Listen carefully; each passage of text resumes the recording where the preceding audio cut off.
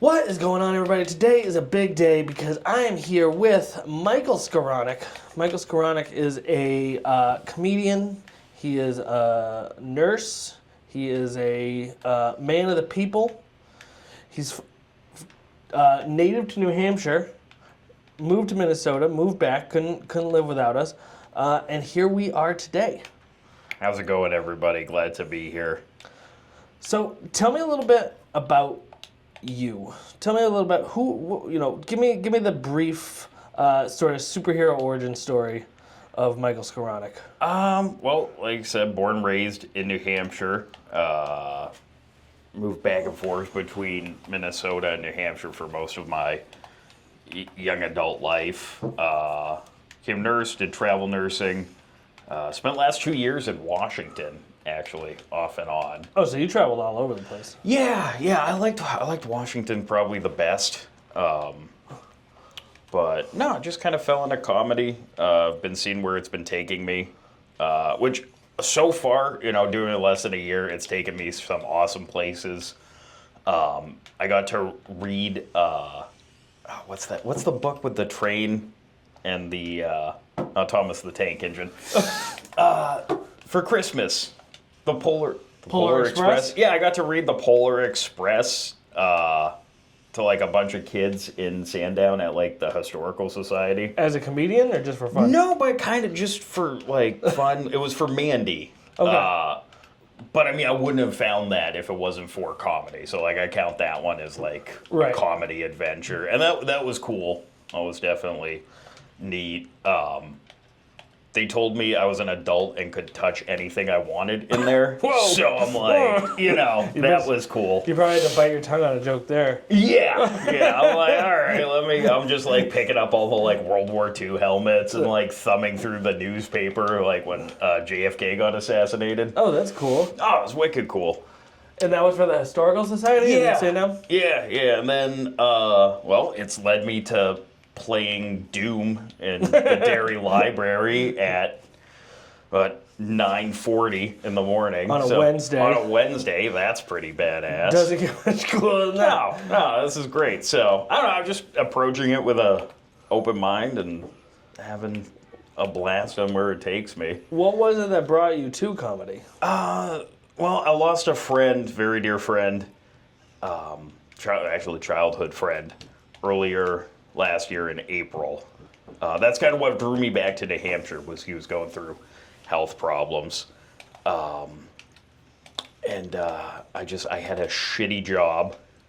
So I had like an hour and a half commute, and you do a lot of thinking. I'm Right. like, life's short. It's something I've always wanted to try. I'm still relatively young. How old are you? 32. Oh, okay. Yeah, so you're still pretty young. Yeah. Young enough. Yeah. So I'm like, let's just get into it and see where it goes. And how has it been going? I think it's been good. I would say it goes better more often than it goes bad. But I'm super green. Like, a year in is nothing. Right. So, but been able to be booked on a couple of shows. What's that like? So wait, let's start at the beginning. So what was it like preparing for your first open mic? My first open mic ever. I swear to God, I worked on it for like a month. Did you have any kind of experience beforehand working in any sort of entertainment? No. Theater, anything? No. Everything you see me do is literally me just like going in with the mantra of fuck it, we'll wing it. That's basically my life. Right. That seems to be a theme. Those are the two mantra, fuck it, we'll wing it, and I can't be the worst to ever do it. That would suck if you were. Right. Or the two. I've seen your stand-up. You might be able to be the worst. No, I'm just kidding. I mean, statistically, through all of humanity, you're right after me. Right, you're one step above me. As long as I'm one rung up the ladder from the worst, I'll be happy. But no, I prepared for. I swear to God, I prepared for a month. And I remember us talking before this when you asked when I started. I immediately said April 12th. Yep. One might be a little autistic. I don't know. But no, it just sticks in my mind because I found the Laugh Attic online. That was a Thursday, so I just circled it on my calendar like it's, got to set a hard date, Right.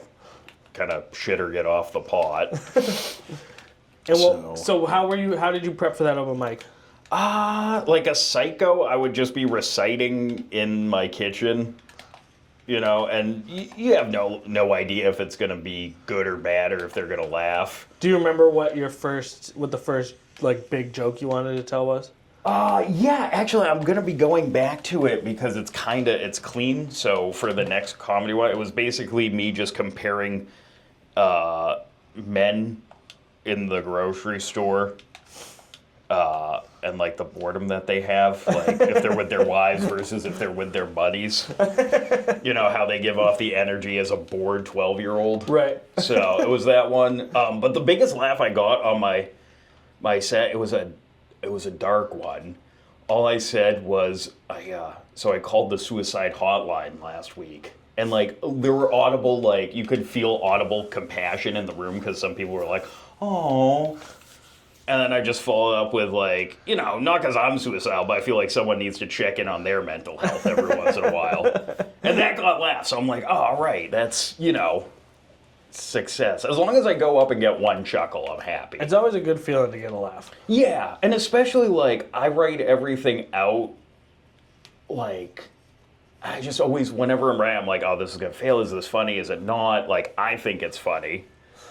And then when it goes up and it does get the laughs and you can feel yourself, like, working it out and it getting, like, better and tighter, like, that's, that's the high I'm chasing. Right. Which comedy is a weird thing because you literally are seeking validation.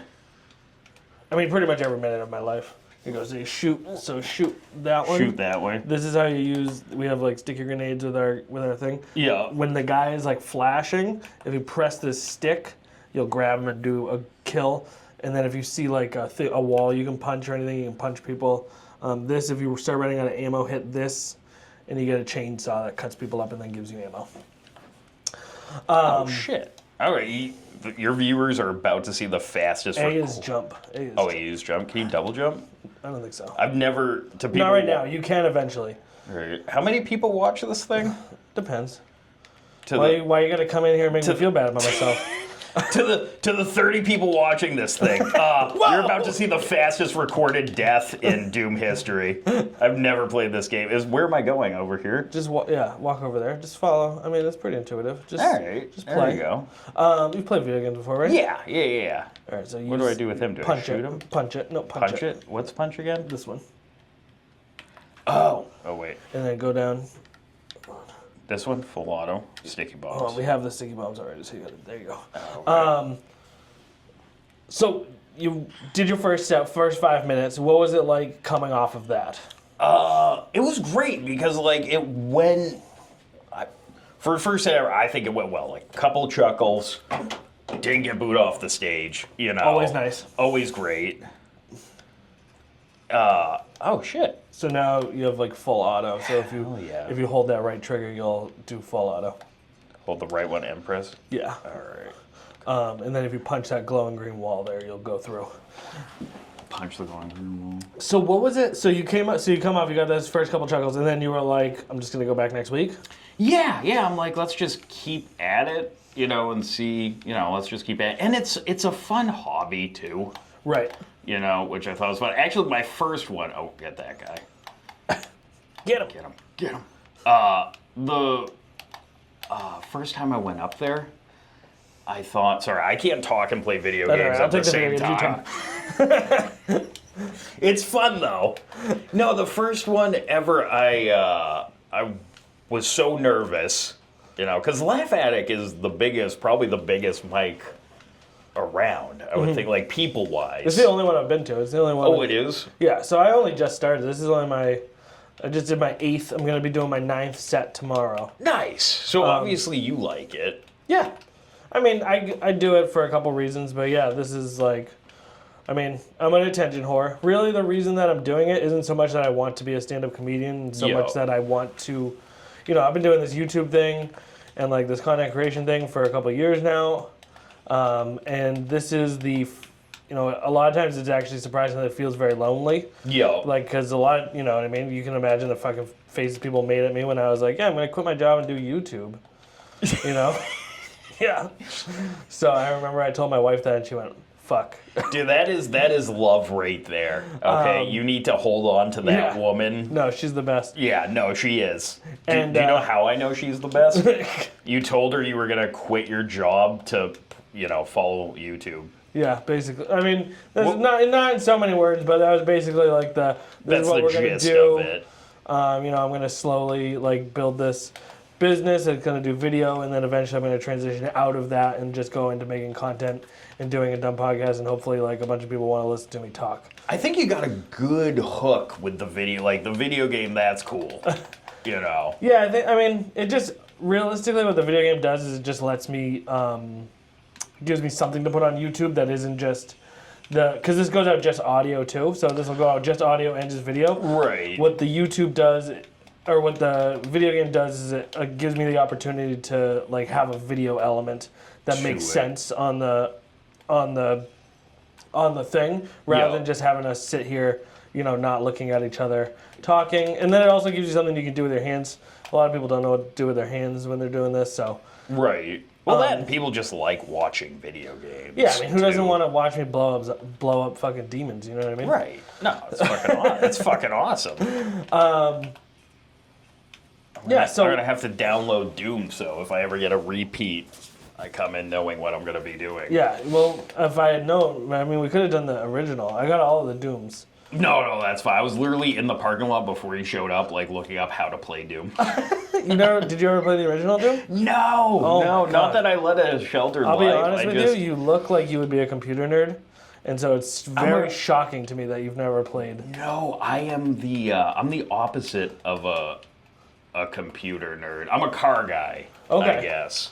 That's interesting. I didn't expect that. I could talk about cars for ever, probably. I don't even write. I got a typewriter I write on. So that's so. That's quirky. Yeah, I thought so too. But like, if you don't know me and see my life looking from like a outside in, it just looks like I'm a domestic terrorist. Like red flags. Writing your manifesto on a typewriter. In your Canadian tuxedo. Yeah. Ted Kaczynski over here. I already got the Polish last name. So when you're writing, so you write on a typewriter. When you're writing, is that like what does your writing process look like for jokes? Because that's something I find, like, do you write everything out? I know that some comedians, they write out literally even like pause breaks. They write when they're gonna pause. They write, even like the uhs and ums and stuff. Is that you, or are you more of like a sort of just get up there and feel it out? How does your writing process look like? That's a good question. I guess really, well, I don't know. I'm the world's best procrastinator. Nice. So it takes me a while to like warm up the engine. One of my skills as well. Yeah, I think, it's easy to say I'll do it, but once I do sit down and I'll do it all with a pencil first. Okay. And I have a whiteboard too to just like write on. So it looks like chaos, I guess. I guess I do look like I'm a schizophrenic that broke. Again, if you could be like looking inside, because I'll talk it out too. Right. I guess like I'll write it down, and it's just like you go out. It's like that Charlie Day meme where he's got like the lines all over. Yeah. That's literally probably what it looks like, because I really don't put it down to the. I guess I use the typewriter mostly to just like if I want to save the joke. Yeah. And the whole reason I got the typewriter is my handwriting's atrocious. Right. And I spend my life looking at a computer screen to begin with, so the last thing I want to do is sit down again in front of a computer screen. Right. So. And also, I mean, for the chicks. Yeah, you know what I mean? Yes. You gotta kind of have that artsy. I don't think the women who would be into guys with typewriters though are the kind of women I want to attract. I don't know. But no, it's fun, and there's something. Again, I'm a car guy, so I think it's cool. It's mechanical. Yep. You know, it's a There's very a cool precise feeling. machine. There's a cool feeling about using a typewriter. Yeah, the one I have, it's made by Reming I don't have the patience for that kind of shit, though, for myself. the typewriter. Yeah. It's honestly just a little bit slower, and since it's not a report I'm handing in, it's like I don't care if there's a typo or a mistake or. My issue is less the typos and the mistakes, more the, like, when something starts going wrong with it, and then I have to stop what I'm doing to try and fix it, drives me crazy. So far, this one's been pretty good. Like when I got it, I oiled it, I cleaned it, and it's been going ever since. If it ever did like had a like serious issue, I would probably have it fixed. Is it like an antique or is it a new one? Oh no, it's an antique. It's Do they probably even from make the new ones? I don't even know. 50s. So it's called a secretary's Okay. typewriter because it's portable. It's got a case and everything. Yep. So you can put it in the case and then you can just transport it, but it still weighs maybe like 20 pounds because it's from the 50s. So like it's all Right. metal. It's made of like it's made of like World War II tank parts. Yeah, probably. Actually, the company who made mine, I'm 90% sure. I would have to look it up. But it's made by Remington. The gun company? No, I don't think they were affiliated with the gun company, but during World War II, they did make guns for the military. Well, everybody had to make. Oh, something. Actually, you can get an M1 Garand that's stamped IBM. Oh, really? Yeah. That's funny. Yeah, they made a few That's of also the them. most New Hampshire thing you've said so far. Like only a New Hampshire native Would know some that. weird shit like that about guns. Again, what I said, like maybe there is a little red flags there, but you know, so far, So you love guns. You Haven't- live in the middle of the woods. Lil Wood's right on I'm time. just glad that I had you on my podcast. I don't Yeah. got to worry about you killing me when the time comes. It's gonna be hard to sell you to come to my I'm like, mine Mike, one day. Mikey, baby, it's me. You're right. And you'll be like, okay, I'll get the next guy. Just like Dane Cook says, bring me a Snickers. Yeah, It'll be fine. So that It's like we just stare at playing Doom for so long. When I leave here, I just think This is everyone what- I see is like what's that a movie demon. where the guy wears the glasses and he can see? Oh fuck, that's a great movie. Is it? It is. I can't remember. It's yeah. You look it up. I'll be the version of who's the guy on Joe Rogan? I don't know why I can't think of. Jamie, bring that up. What the hell is the name of them? I know, it's such a good movie too. It's a cult classic now. Movie. You're gonna get it. This is top tier podcasting. When I'm sitting here playing a video game and you're fucking Right. googling something. Good job, Nick. Really fucking hooked us up. Hey, you gotta start somewhere. Sunglasses. They live. They live. That's it. Dude, that's such a look at that. Those things look freaky though. Yeah, that was a great movie. Oh, great movie. I watched it a couple of years ago.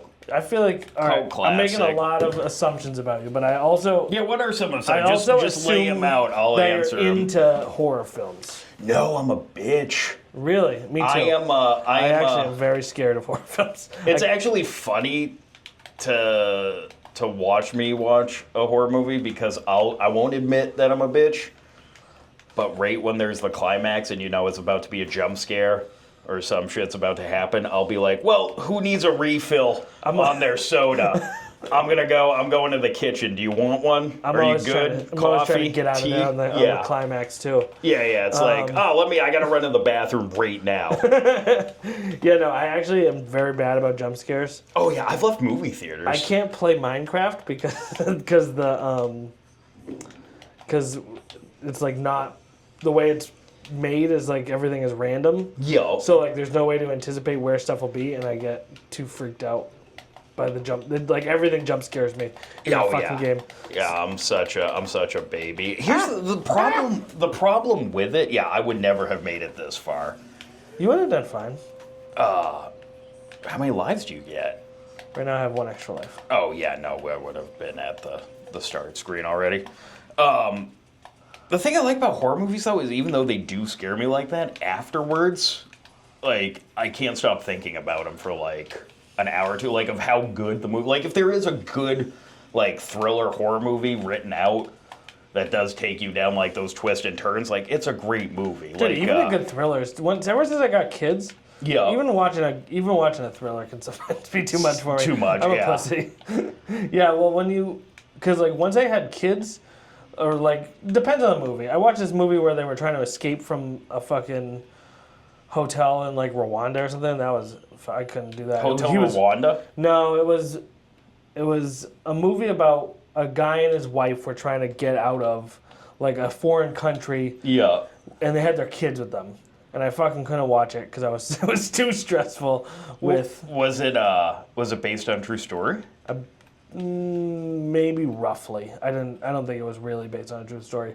I think it was, like, kind of based. Kind of, not like, really, little yeah. aspect. Was it too much for you? Because, like, you do have a wife and kids, and, like, Yeah, do it's you the kids. put yourself... The kids especially. I mean, because I don't give... I mean, if fucking... Dude, I'm like... my will to live is just very fucking low. You know what I mean? Like, if that was happening to just me, it would be like... I'd be like, you know what? Fine. Whatever's going to happen is going to happen. Right. You'd be willing to run through the woods, but as soon as there's a river to cross, Right. you're just I'd be like, you know I don't what, want to get my shoes wet. Let's call it. Let's just call it. Right. There's nothing worse than wet jeans. So- and you hear the dogs getting closer and closer. Yeah, And so you're just like... that's just kind of like, you know what? I don't really want to get... I'm winded. Right, I'm winded. I'm fat, I you can know? feel a Charlie horse. It's not here yet, but I know if I run a little more, it's going to be there. You get it. Right. You get it. 37 was a solid run. Yeah. You know? I don't. How many do we really need? You know. Right. I'm like, I'm not going to work tomorrow. not trying to live There's forever. a bonus. Yeah. So, but with kids, you can't be like that. You know? Right. You gotta think. You gotta put them first. So that I don't like. That stresses me out. So No, I can't I get watch. that. I can't watch movies like that because I get too stressed out about that. Right. That's why I mostly watch comedies now. Like, the world is awful enough.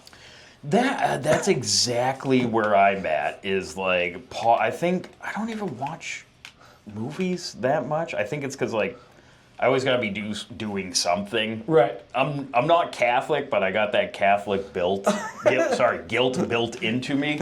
Like, where, like, oh, I feel that. You can't have a minute to yourself. You Right. should be doing something productive. There's you- 2 dishes in the sink. Always be Right? productive. Why are there dirty dishes in the sink and you're gonna watch a sitcom? Like, so, but no, 90% of my media now is podcasts and YouTube. Right. So, Yeah, pretty much me too. Yeah. I watch a lot of like I kind of I try to keep up with things so that way I'm understand what everybody's talking about, you know, Right. like TV shows, movies, and that kind of thing. Right. But The like, pop culture, though, but you're not really sitting down watching the evening yeah, news. I don't really have time to watch well, dude, I can't fucking. That's what I was gonna say. Is like the news is so fucking awful.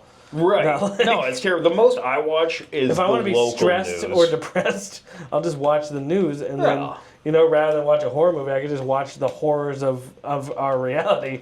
Right. No, that's how I feel. It's like the most I watch for the news now is the local news because you always get that little feel-good story in there at the end. Like, you know, the grandmother who, you know, goes out and delivers cookies to the crossing guards every day. But then you find out later that she was actually... No, she was a monster. Yeah. And... You know, not even a monster. She was bringing them cookies, but sucking them like off. she There's or a scandal. Either that, yeah, scandal. Crossing guard scandal where she was sucking them off. Or as you she brought them found the out cookies. she protested against Rosa Parks. Yeah, that's not good. You don't want that. Yeah, you can never dig too deep into those people. Like, just leave it at the surface value. Yeah. You know, don't look behind the curtain. Dude, that is crazy, isn't it? It's like Yeah. some of the shit you find out, like even if, you know, even some of our modern politicians, Joe Biden was against. Yeah. Was it segregation? So he wanted to keep segregation in place. Right. I miss Biden. Like, holy I do. shit. I'm not a Democrat or a liberal, but I do miss a president that would just randomly scream the word malarkey. Like, you know, he's like your crazy Grandpa Joe. Yeah, I is mean, what he was. There's like, really, you know, no, there's no serious politics no, anymore. not at that There's level. nobody at the wheel, and it's really very scary. Yeah. But also hilarious. There's never been a better time for comedy, you know? Like No, we yeah. thought Bush was gonna be, you know, the funniest president that could ever exist. Right. And then now here we are. And Bush was fun, you know? The first, I mean, other than being a war criminal. yeah, I mean, let's not look Like, too far behind the curtain. Let's just take him at face value. He's kind of like your cool uncle you could approach with, you know. Now he just paints pictures of I just- 9/11. Yeah. That's fine. So what? Who cares? No, typical. They were ugly buildings. You know, Jesus Christ. Yeah, this is the first time I'm going to be here and the last time. Oh, no. You'll be back. This is the kind of viral sensation we need. Yeah, they were just straight and square, like, Yeah, what do you you- know? So what? I'm kidding. It was a tragedy. We added some character. We added some character Well, to the we new did. Right. Or, well, we I guess did. the government did, kind of. Right. Depending on who you right. talk to.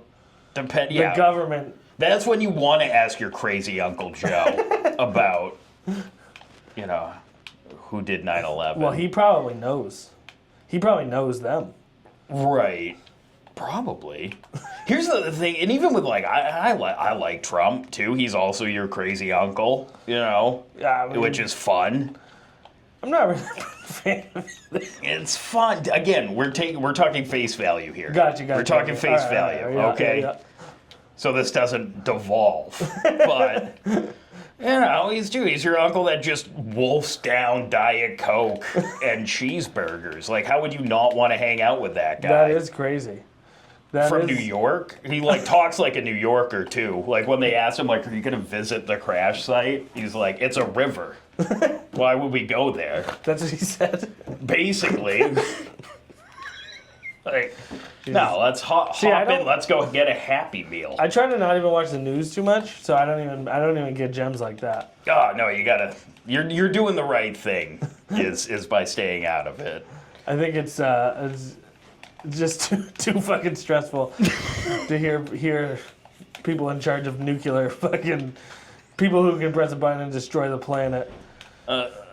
Yeah, that's again face value. Take it at face value. You know, what is he like as your uncle or a family member? So are you using a lot of that kind of like humor in your? No, I try and stay out of politics. Oh, good, great. Now we got the government listening. Now we're screwed. Siri just popped on to to check listen in.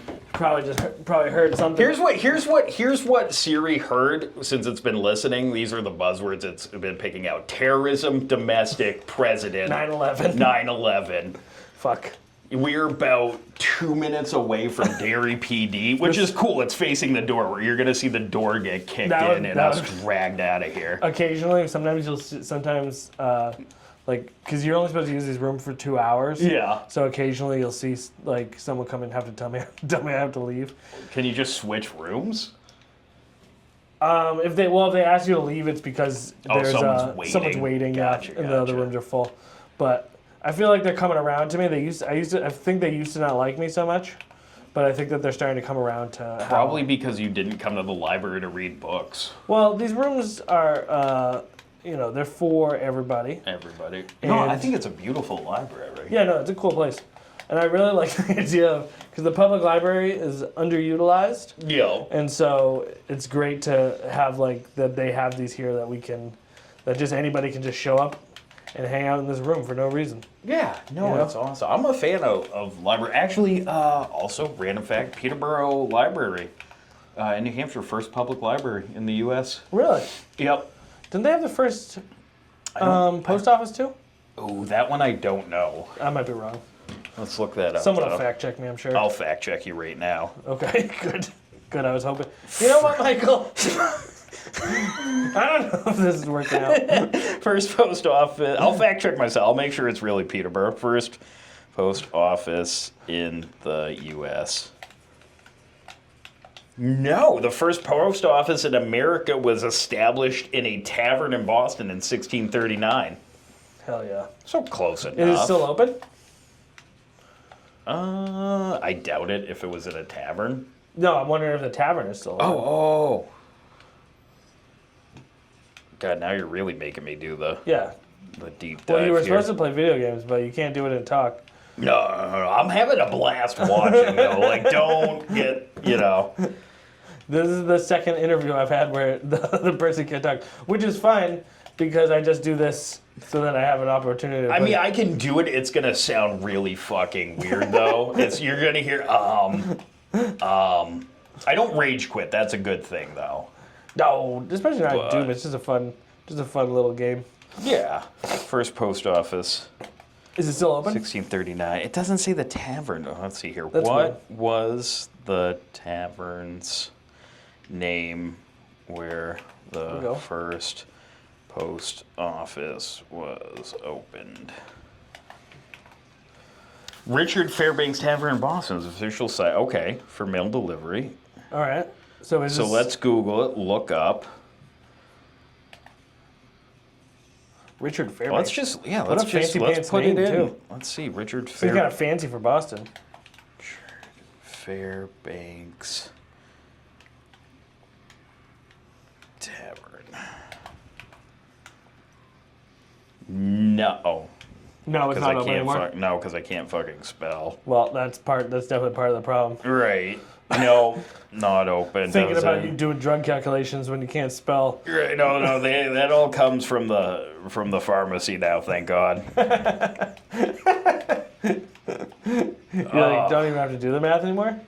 No, not really. I mean, also with most IV pumps, it's all it's a computer now. Right. The only time is if you had to do a drip rate calculation, but they're mostly, it's like just one equation. Gotcha. One or two, so it's not bad. And I can't even do IVs. I can, but the company I work for won't let me. Oh, really? Why? Do IVs? No, well, because they don't. Because you write on a typewriter? Yeah, they know me, that's why. No, it's just a policy that they have that everyone, regardless, has to go through their own IV course. Gotcha. And I have other interests in life than sitting on the computer after I've worked 40 to 60 hours a week. Right, to do more work. You're trying to get that stand-up money. Right. And so far, it has led to $16.83. So we are on our way. You're doing better than me. Yeah, that's fine. I do want to start doing stuff like this though this year. So how did you move from open mics to paid gigs?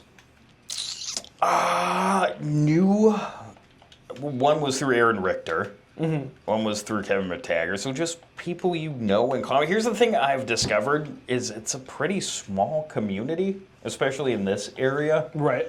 But there seems to be a lot of stuff going on. Right. At the same time. So people will just approach you. But right now I'm trying to control my own destiny with it. Right.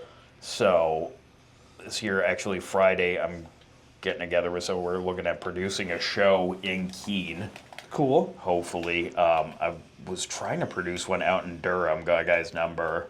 Seemed like he was interested, and then just haven't heard back from him. So I'm trying to get more into the production. I kind of want to be where you're at, producing, and then I do want to do videos for YouTube and I got all the podcast equipment. I just haven't had the time, and it's hard in the winter. You know, but don't have the time. No, I'm just kidding. Right. It's a viable excuse, especially when you're working. Do you have kids? Do you have a wife or anything? No, girlfriend. But all right. Bring on your podcast. Does she want to come on my podcast? She might. She would be interesting. How much I don't know how much she could talk about, but she does work for Child Protective Services. Jesus Christ, that sounds dark. So yeah, it is dark. It is she deals with the worst humanity has to offer. You know, which is people, like, as a society, we got together and all came to agreement, like, regardless of, like, race, religion, creed, is like, let's just not hurt children. Yeah, that's You know, pretty, like, that's the one thing everyone pretty much agrees on. Yeah. And if you do, you're just a piece of shit. Yeah, no, pretty much. So she gets to go out and deal with those people. That's too bad. So, yeah, so... God bless her. Yeah, no, I It's funny that I say that. I haven't believed in. I'm an atheist. I've been an atheist since I was like 6 years old. That's a saying. Wow, Jesus, what happened in your life that you gave up at 6 years old? It was just never really that big of a deal, and then I just kind of like we didn't really go to church or anything. I mean, I had Right. like I was religious. I mean, like I kind of believed in like the idea of God, I guess. Yo. And maybe I don't really know. It's kind of, you know, all that shit. I'm just kind of like, just do the best you can, be a good person, you know, Right. and hope for the best. I'm not gonna live my life, you know, hoping that the afterlife is gonna be sick. I'd rather just live a sick life. You can't. now, you know. You can't do that. I like to believe though that there's something else after. Well, man, I don't know, dude. Like his life. What if it just sucks like this, though? I do like to think that though. I Like- do like to think like you just get zapped into Dude, what if you just get moved to there's the worst, bills. It's a bureaucracy. the worst timeline? I like to see it's a bureaucracy too. Like Did you get up there and to get in, it's just the DMV times 10. Have you seen The Good Place? Yeah. Yeah. That's a That's probably what it's like. Do you believe in parallel universes? I mean, I don't not believe in them. I just don't really like. I think that they could happen. They couldn't happen. I don't know. I mean, everything realistic. Like the way I kind of see it is like everything seems like it's on the table. You know, Right. Like I mean, I guess I can't really discount the idea that God is real either. But it's just So you're more agnostic than atheist. well. I don't know Because like atheism is like there's nothing. I mean, I don't But think if there's you're any agnostic, evidence. you're I don't like believe there's any evidence that there is a God. right. And, you know, but there's also no evidence that there isn't a God. Like, I think it's just, I think just the overall, anything is possible in any infinite amount of timelines that we're living in. So I guess it just is what it is. Right. So you're more agnostic than like hardcore. I guess I just don't really care, atheist. Right. you know? We'll see what happens kind of deal. Like, I don't see it changing me in any way. Right. So it doesn't really seem important to worry about at this point. Right. You know, I'm just going to kind of do what I'm going to do and hopefully it works out. And if it doesn't, well, at least I can look myself in the mirror and say I gave it my best shot, you know? No, that's a good way Assuming to there's approach mirrors it. in hell. If there's no mirrors in hell, then I don't know. Look in the lava pool. The lava pool. You'll find something reflective. Yeah, I'll find something reflective and then we'll move. We'll go from there. Right. But yeah, I don't really. Do you believe worry in too much about ghosts then? I don't know.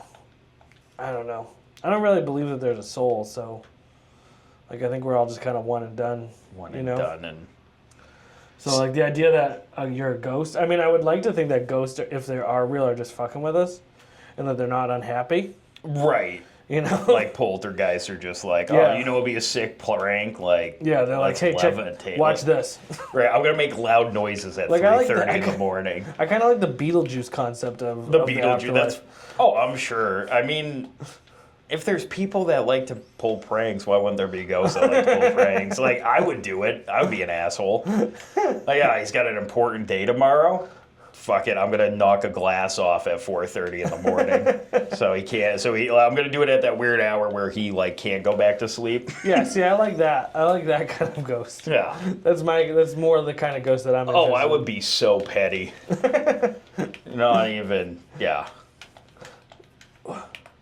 So you're interested in sort of moving more toward the production side. Do you have any experience or like No. have you done anything in the entertainment industry No. as far as production is concerned? No. Like I said, just. Just winging The it? fuck it, we'll wing it and can't be the word. Like, what I look at it like, there's literally nothing that can go wrong. Right. Cause like I got no reputation to lose. right? Love that. You know, I don't. It's not my job. Right. You know, so it's like, why not try and create your own opportunities Right. with it, and I mean, have some fun, and you know, I made amazing friends, you know, through comedy and in comedy, like. What I find interesting is that you never. So, like, I've been an attention whore all my life. Yeah. Like, it just feels as though stand-up is just like an extension of me being an attention whore. Like looking you know? for that validation. Were Yeah. you an only child? Well, my brother was 10 years older than me. So basically. Yeah. So Okay. why can't I figure out what to do here? Because I'm yakking in your ear. No, that's not it. No, I'm not really an attention whore. So I've been like an attention whore my whole life. Like that's Yeah. why all of this kind of makes sense. But yeah, you don't seem like you're an attention whore. No, really, if anything, my dream life would be to be successful at this and then fade into obscurity. All right, sort of like a Dane Cook. Fuck it, yeah. Just enjoy what I've created, and then just step away. Like Daniel Tosh, he did the whole fuck it Tosh.0, and then for a while he's like, I'm not gonna tour. I'm not gonna have he didn't have a podcast for the longest time. Tosh doesn't? No, he does now, but he's like, I'm just gonna kind of disappear. There's a lot. I mean, I feel like a lot of comedians did that. I don't know if that was just like the industry or what. I think it's probably a fleeting. I mean, I feel like once you too. get enough money, too, it's hard to Yeah. write relatable fucking content for people. You know? Right, I guess. I don't know. I mean, I'm nowhere ever, near that. So. Right. I'm just. But yeah, no, I think it would be probably. But I don't know. Like, look at some of the careers like Bill Burr has had, Dave Chappelle. Yeah. Seinfeld. Seinfeld still writes. Right. But I just feel like it must get harder. You know. It probably gets a little. Also, I feel like when you have because Tosh especially was like really popular with younger people, and then that age demographic kind of ages up. Right, and then you're older, and you so need you're to age up too. Right, and you're trying to relate. Right. So, well, I'm just saying it might be hard to age up your comedy with that. Right, you know? right. If it's in a specific area, especially where he did like a lot of like real silly kind of. Well, and he had a good gimmick too, which is I'm just gonna make fun of stupid internet videos. Tosh.0 was a good ass show. Yeah, no, it was great. I mean, apparently there was a big beef between Tosh.0 and Ryan Deerdeck. Yeah, I mean they kind of had they kind of had the same show. Yeah. Which so I get it. Were you a skateboarder at all? No. Did you skateboard? No. What did you do? You didn't play video games. I played some video games. I guess a little bit. I was in Boy Scouts. How about that for a flex? I was in Boy Scouts with. I was a man in uniform. I was a Cub. I was a Cub Scout. Yeah. How'd you serve your country? All right. Well, now that I've helped your 5 minutes for this week. No, Boy Scouts, that was great. So like hiking, outdoor stuff. I was an only child, so I mean, within reason, I got to do what I wanted to do. Right. But no, I had PlayStation stuff like that. What was I doing? When I was 16, I got like a job, so I got my own money because I didn't grow up with money. Yep. Feel that. So yeah, so that's why I enjoy. I enjoy shoes now. I guess I'm a shoe nerd. Not in a sexual way. Okay. But I only had one pair of shoes growing up, and when those would. Wait, how is there a sexual way to be a sneakerhead? Is that I don't know. I feel like it's a short transition into a foot fetish, and I don't understand that at all. Well, yeah, maybe you haven't been doing it long enough. You're like it. We're gonna get you back here in a couple months. You're gonna be like, you know what? Actually, after some time, you're gonna see me in sandals and mani pedi. Hey, well, there's nothing wrong with getting a pedicure. I don't know. I've had a manicure before. Nothing wrong with it. But we can edit that part out. No, why would we edit it out? This is all going pure. No, this is a fun time. I like that. You got a good thing going here. You got a good gimmick. I don't mean that like a hook, I guess I should say. I was like, God damn, dude. No. Blowing up my spot. No, it's To the great. 7 I people love this. watching. This is great. You got a great gimmick. Yeah, it's fuck good. you too. You want to hear my gimmick? Yeah. Okay, so my show, and this kind of came to me the other day. I want to interview people while we detail their car. That'll be cool. Because most people's cars are fucking disgusting. Well, then definitely call me because my car is fucking gross, and I would love to have you detail my car. Hell yeah. Oh, no, you're going to be helping. I'll be on your podcast while You'll you be detail helping. my car. It's just basically being interviewed while we clean a car. Okay. Whatever. We can detail my car together. And then there's, you like, don't know what you do with your hands here. Wax this. Okay. Shine that. All right. Maybe throw out that wrapper that's been sitting in your car for 2 weeks. You would be disgusted to see my car because I got 2 kids too, so Oh, even better. it's brutal out here. I feel like the dirtier the car is, the longer it could go. You know, we would the have show. an 8-hour. Right, an it'd be 8-hour like 16 episode. hours, the seats are out of the vehicle. Actually, I took the seats out of my car once to clean them. So you do have plans to do a podcast where you clean cars. Yeah, I think I've been trying to figure out something like this, like a hook, you know, something so it's not just 2 awkward people sitting in a room. Instead, it's 2 awkward people sitting in a car. Yeah, and I like cars. I feel like the opportunity to accidentally kiss is really high in that. Or hit your head. Yeah. You Oh, know. yeah. That's what I meant. Yeah, That's what I it's meant gonna be too. like, yeah. So you got into comedy and then just fuck. Do you what is the difference between like just doing an open mic and doing like a real show that you found?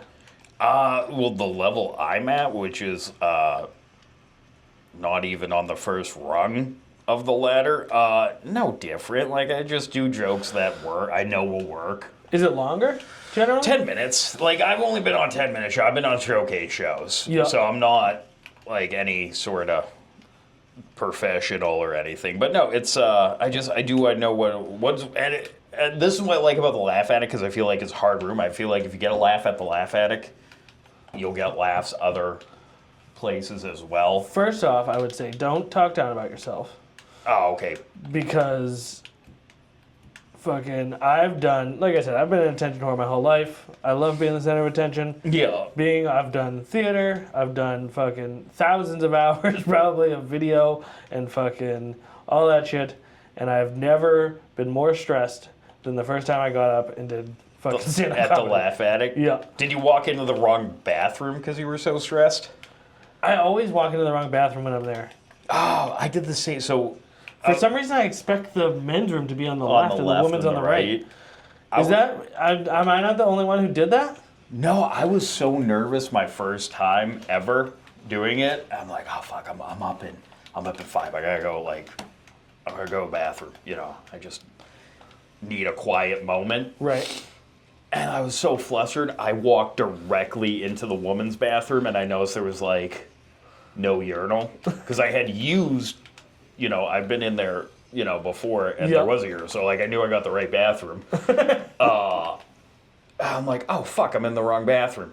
So like I walked out, and like, you know how everyone's always talking up there? I'm like, no big deal. Nobody saw that. A woman comes up to me and asks what I was doing, just running into, apparently I just ran in a panic. So she like asked me what I was doing, like with a little bit of concern as well in her voice, like, are you okay kind of deal. That's hilarious. I said, I was honest with her. I'm like, it's my first time. I needed a moment, so. Dude, that's so funny. Yeah, she hasn't shown back up since, so either I scared her away or she was just visiting. But yeah, no, it was. That's wild. That sucks. Was wild. That was, yeah. No, I didn't even get nervous because, like I said, I've done so much stuff like I've been making an idiot out of myself in public for a long time. You know? Right. So like to me that wasn't a big deal. But then when I actually got up there, I remember being up there and looking at my hand and being like, why is my hand shaking? Just the and then it was just like, I was like, oh, because I'm fucking really stressed right now. But yeah, it's the first time that's happened to me in pretty much my whole life. So like the feeling of being up there completely by yourself Yeah. because like I do a lot of stuff like this, but a lot of it is like I'm just winging it. Yeah. And like I feel like there's a level of being like, well, of course I failed. Like I fucking didn't try. I didn't prepare anything. Right. You know, like what did you expect? You know, there was never an opportunity that I was going to like do well, and so like I feel like there's a lot less pressure. Yeah. Whereas in stand up, it's like you write it all out. You know, like you have like a real plan going forward. Yeah. And so that was I think that was the biggest difference for me, was that you like have this thing that you actually prepare, and then people like actually are going to actually judge you on it, as opposed to in most of the times when I'm doing stuff, it's like I'm just, you know, playing around. Yeah, I think there's both elements to it. I feel like if you do prepare, it will go better, but I also think you could prepare, because sometimes I'll get hung up with like, oh, I forgot to throw the word "the" in there, ruin the whole thing. I'm like, nobody knows, Right. type of deal, and no one's even gonna remember if you bomb. Like I bombed, the hardest I ever have bombed was at the Laugh Addict. There was a bunch of people there, right? And then every single comic that was going up was just killing it. Yeah. Right? So kill, kill, kill, kill. I get up there. I'm following Derek Ziba. Yeah. Kill. He kills. He kills. Killed it. I get up there. Fucking nothing. The biggest laugh I got during the whole set was when I asked Danny P like how much time I had left so this nightmare could end. Not a good sign. No. And he's like, I think he was like, oh, a minute and a half, something like that. You Wait, know, when was that? This was maybe a couple months ago. This was before Christmas. Yeah, okay, I think I was there. Yeah, you probably remember that. Yeah, do you remember that drunk guy? Super drunk guy? Yeah. He's like, get to the point. That's when I'm like, oh, fuck. I do remember that set. Yeah, worst set ever. That was a great show, though. It was a great show for everyone else. And then, so I get off stage, and then I'm in the back, and then I hear the next comic who went up after me kill it. And then the next one after me killed it. I'm like, I'm going home. I'm out of here. Fuck this. Fuck this shit. You know it's bad when people are coming up telling you it's not your fault. Like trying to like positively reinforce you. Like no. You and me having this conversation proves that it was bad. No, it went exactly how well I think it went. I mean, I've been very lucky in that. I've definitely bombed. Yeah. But I feel like I'm usually able to make a joke out of it and be like, oh no. Or like bring it back around or get them back. I'm new. Yeah, I usually just go with the I'm new. You're right. I'm like, oh yeah, this is only, of course I failed. This is only my second time doing this. Yeah.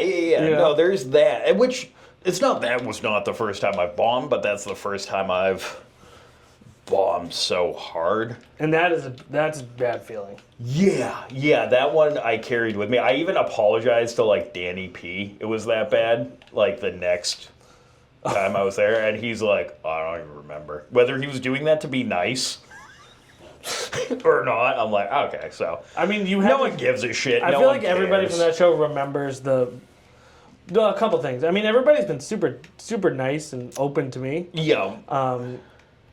And I think on the one hand, like there was that drunk guy there. Yo. So like that really took all of the fucking onus off of you, you know? Right. Like nobody remembers you compared to that guy. No, and it was all new material. But I've done the same material and it's worked in other places. So, but like I shortened it and stuff like that. Yeah. That guy actually did give me a good piece of advice when he went get to the point. The drunk guy, because that did get me thinking like, well, yeah, maybe I do it too long and drawn out. Let's try shortening it. I actually thought he was a comedian when I first got there. No, I guess they made him get up at the end, though. I found out later that he was just a nobody. Yeah. Just some guy who was there, or who was downstairs. Not a nobody, he was an audience member, though. That just wandered up. Yeah, I thought he was, I actually thought he was a comedian when I first got there. Yo. And No, they made. I guess he got up on the end, went up at the end because That's he was. good. Yeah. How'd he do? I guess not well. First time you're drunk as shit, not gonna go. I would imagine probably not. Well, I don't know. I've heard of weird. Imagine if that was his canon moment. That would have been, yeah, right. That's the thing that launches him into the stratosphere. Right. I think that's his Hawk to a moment. Now he's fucking burning people out. Right. On crypto. Dude, I love that. If you were dumb enough to believe that the Hawk to a coin, what do they call it, to a coin? I have no idea. If you were dumb enough to believe that was gonna work, you deserve to lose all your money. I kind of agree. Yeah. I don't know how much clearer did it have to be. The dollar's backed by I don't know, U.S. military. At least, right? Right. Well, also, fuck around and find out. I mean, the reason that she did it was because she was being backed by Jake Paul, and Jake Paul has done crypto scams before. Yeah. Again, if you're dumb enough to believe in Jake Paul and Hawk Tua, if your backing is Jake Paul, you deserve to lose all your money. Yeah. I feel sad for nobody in that scandal. Her, the victims. The whole situation was not good. Yeah. Yeah. Do you think she's going to go to jail, though? No. I hope she... I don't even think there's enough regulation around crypto to even send her to jail. Yeah, you're probably right there. There really wasn't fraud. No, it's an... and there's those situations happen so often. It has a name. It's called a rug pull. Right. So, the fact that it happens often enough that it has a name tells me that nobody gets in trouble for it. And apparently nobody does enough research. Yeah, I don't know anything about crypto because I'm too dumb to fucking be doing anything like that. Or maybe I'm too smart to be doing it. No, you're probably too smart. I'm too something to be doing to getting caught up in any crypto schemes. Right. Well, Bitcoin was used on the Silk Road. Right. So that gave that kind of backing. Dude, you're the second person that has talked about the Silk Road today for some reason. Have you seen the documentary about it? I think it's on Netflix. No, but I remember when it was a thing. To the Silk Road. Mm-hmm. Yeah, it was making the black market anonymous for better or for worse. But right. Bitcoin or crypto in general played a huge role in that. So it gave it a purpose, which I get, but I don't buy into the whole crypto thing. NFTs, nobody saw NFTs coming. I mean, I don't.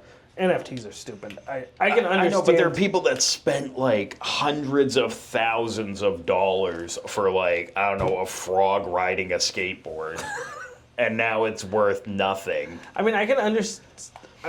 The problem is digital art in general is there's no you can't artificially build in scarcity, I guess. That's what they tried to do. Right. But because you can really I can screenshot it. So I'm an artist and I'm friends with lots of artists, so I understand the desire to do that, but it's not something that's even possible because you said you just screenshot it. Yeah. It's that's not it's impossible to build in scarcity with that, so there's no way to make it actually scarce. But that's what NFTs tried to do, was try to build in scarcity into something that's the internet at large has pretty much already decided that if you put something on the internet, it belongs to everybody. Right, it's public domain for the most part. So it's difficult now to go back and try and change that when that's how the internet was built. Right. I think. And that just proves my point of if you believed in Hawk Tua, and if you believe that investing $100,000 in a frog riding a skateboard, right, you deserve to lose all your money. Don't get me wrong. Frog riding a skateboard is maybe one of the coolest animals that could be riding a skateboard. Oh yeah, but they got the leg, they got the power in the leg. Exactly, they got that one giant. That's a fucking sick kickflip. They probably ride Goofy too, so it's right. I bet they'd be adorable. But yeah, no, you deserve to come back to the 9-to-5 world with the rest of us. I know. I actually have a couple of friends who do crypto trading as their full-time job. which is just insane to me. Insane. I mean, I'm sure. Look, if there's probably some jealousy from my end. Yes. You know, I'm sure. Am I upset that I don't get to get out of bed, get on my laptop, and make $5,000 in a day? Dude, I don't know. Some of them seem so stressed out. I'm not sure that it's worth it. It's not worth it. My buddy, one of my friends, is like pretty successful at it. Yeah. And he's making a pretty significant amount of money doing it. Does he But think he it's was- bullshit or no? No, he thinks it's real. I mean, he's making a shitload. This is his full-time job. That's what he does. But like, does he buy in crypto? Like, has he bought anything with crypto physical? No, you got to convert it back to money. You got to convert it back. So it to, all comes back to the U.S. dollar well, whatever. or the euro. Yeah, whatever thing that you. I mean, you do have to, because nobody. I mean, I guess there's places that are starting to accept it. I don't really know. Right. All I know is that he said that, like, the level of stress that he was under, like, sometimes it would be like he would be up for like 3 or 4 days because he'd be worried about missing something or fucking. And so, like, I don't know. That doesn't sound like a fun way to That live. doesn't sound fun to me.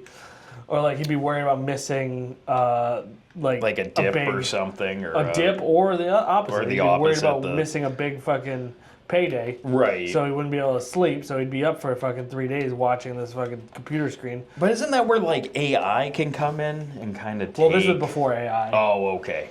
This was when the first time that Bitcoin started like kicking up real high. Oh, so it was back in capping out at like, like 60. are we calling that the early teens? Yeah, like 2016, I guess. Yeah. Maybe 17. 17, yeah. Like when it finally entered, like, Yeah, I don't everyone knew about it. Like, you ask anyone, they know what Bitcoin is. I don't really know the fucking Bitcoin timeline. Right, I don't either. But- no, and that's why I'm getting up to go to work tomorrow. Same. I mean, Yeah. well, you're working right now, right? I guess, yeah. This is the fun job, though. I get to go and just have anxiety for 12 hours tomorrow. Is it stressful being like a nurse? Yeah, it is, but like I work in long-term care, like, so it's not like I'm like in the ER So, like, or old people? ICU. Yeah, old people. Although nursing home now, they're more of like rehab centers for like Drug addicts? no post-surgery stuff Oh, like okay. that. Like, you know, if you need PT, OT. But, you know, on the other side of that coin, because like there's more acuity Yup. in a nursing home, so I'll have What's that mean? so like the amount of residents, patients, whatever you want to call them, that you have. So like in a hospital, you might have like 4 or 5 patients. However, their acuity is higher. Like they're in the hospital for a reason. Right. Like in the nursing home, yeah, they're more stable. But if I have one, if it's me, I'm the only nurse, and I'll have 2 med techs, which that means they're qualified to pass medications. Right. But I'll be in charge of like 40 people, Okay. residents, yeah. which is fun, if everything goes okay. But fine. if 2 of them start having a But heart attack. yeah, and does that ever happen? Rarely, but like it's just the thought of like, oh shit, Right. like. So what do you do in that situation? You just got to figure out which one of them gets to die. No, you just send them out to the hospital, which is just a bunch, more stress. Right. It's just more technical, like you got to be able to think on your feet. Well, plus you're dealing with people who are probably not in their best. No, I mean they're definitely, sick enough to not be able to live on their own. Right. So no, it's an incredibly stressful job. You deal with people's lives. You hope you don't fuck up. Do you get a lot of like material out of it? Yeah, actually the best set I think I ever may have done was completely off the cuff, and I was just talking about how we keep people alive for too long in this country. Which we do, because a lot of people are selfish and can't come to grips that, mom's 97 with a failing heart and her mind left her That's tough. in 2005. Right. But you don't want to let her go. Right. That's So tough. you're going to do everything in your power to make sure she stays alive so you can have just one more Christmas. Right. Even though she's in a wheelchair and doesn't even know where she is or who you are, Right. you still don't want to say goodbye. Oh, God, I hope I never end up like that. It seems it happens more often than not lately. I feel like I would just rather. I mean, we can essentially keep people alive forever, right? There's like I mean, more within or less. reason. Within reason. But then at what, I mean, I'm at using what the point is it a numbers game well, I mean, than I'm a turning. quality game? I'm talking about alive, as in like we can keep hearts beating, lungs going, with machinery basically forever, right? There's nothing like if I could keep you on a vent. yeah, you keep it on a and, ventilator yeah, under just under keep fucking zapping sedation. you back. Yeah. You can do that for a long fucking time. Yeah, right? you could, but like it's basically like quantity over quality. Right. Well, that's what I'm saying. Is like Is you what can you keep get them alive into, forever. yeah. So now we're at a point where people are basically like choosing when they get to die. I'm gonna fucking choose. Well, and I think the scariest thing is you have to make sure you pick someone that will follow your wishes. Yeah. Oh. Or definitely of your insane. And I'm a fan of I'm gonna choose my enemy. because then they'll Yeah. just keep you alive out of spite. Yeah. Fuck yeah. God damn it. But no, I'm a huge proponent of even now just having your like wishes in order. Like I'm a DNR, do not resuscitate. Really? Yeah, so my biggest fear is like coming back at like right at the 5 minute mark once like brain damage starts I want happening. to try a little bit. You know? Just a little bit of brain damage. Yeah. Well, I don't know. I'm already pretty brain damaged, so it's like in my life, you know what I mean? I'm pretty happy. Yeah, I don't want to just be laying there with a catheter in my dick and them having to like give me, nourishment through a tube. You know. Don't want that? No, All right. let me go. It's been a hell of a 33, hell of a run. I've had some fun. It's been great. Oh, that's On to the next one. that's a good attitude. We'll see what happens after. Yeah. It just becomes like fucking, what's the name of that? Animal Crossing. It's like you just die and then you just start owning this weird raccoon. A fucking. Did you ever play Animal Crossing? No. Oh, No. never mind then. This But is- no, explain it to me though. you like in Animal Crossing you basically like owe this raccoon money, and he like and you have to collect money. That's like basically the whole game is just like paying off your debt to this raccoon. Yeah, that's probably what it is. Who knows? I'll find out. But I can't find out if there's a catheter inserted into my penis. Yeah, I don't And think I'm getting a sponge bath. I think if I want to die, when I die, I hope I die with nothing in my penis. No, you want to die with dignity. You want to die with something on your penis, not in your penis. Right. I mean, unless you're into that, in which case, I'm sure there's someone is. It's not me though. dude, there definitely is people into that. Oh, I mean, there's people you ever into heard of sounding everything. rods? No, but You can basically educate me. you can basically gauge your dick hole. Oh. And then Oh. some people do it sexually. So a sounding rod is what they use. They slip it down there. Do you get gratification from it? Like, what's the purpose? I mean, I have never done it, so No, I couldn't tell but you, like just in general, is it a? supposedly I mean, there's a lot of nerve endings you got to at stop the real. end of your dick. You got to so. stop real fucking. I would imagine you need to be very careful. Yeah. I mean, a catheter. God, we're talking about a bunch about dicks here, but a catheter is pretty. You know what? Talk about what you know. Right. I knew. I'm a penis expert, I tell you. Having you come in, we were going to be doing a lot of dick talk. A lot of dicks. You know, A lot of it's what you love. I actually drew you a picture of one. Like wow, that your is fridge. that No, is but a photographic. catheter's pretty. They come in all different sizes, and they're pretty big diameter. Don't you blow them up though? Don't you like get it in there and blow them up? With water. I'm not like on the end of it after and just like, all right. Oh, you use water? Yeah. It's I figured you use like a bicycle pump. No, it's not just me. Like, all right, hold still. I come back from a cigarette break, so I'm already coughing. No, it's not like that. Make a fucking make a balloon animal out of it. No, but they blow up pretty big. The balloon. So you use water like usually like 10 cc's. All right. And you just blow it up, and it holds it in your bladder. Isn't that how big a woman's birth canal needs to be? 10 centimeters. Oh, cc's. cc's. Yeah, Cubic centimeters. Of which is liquid, not Gotcha. area. I was like, You're on the right track. You're on the right I was track. like, Jesus Christ. You're on the I don't right know. track. I think I would rather just die than get a catheter. You're right. They gotta blow that bad boy up. Hold on.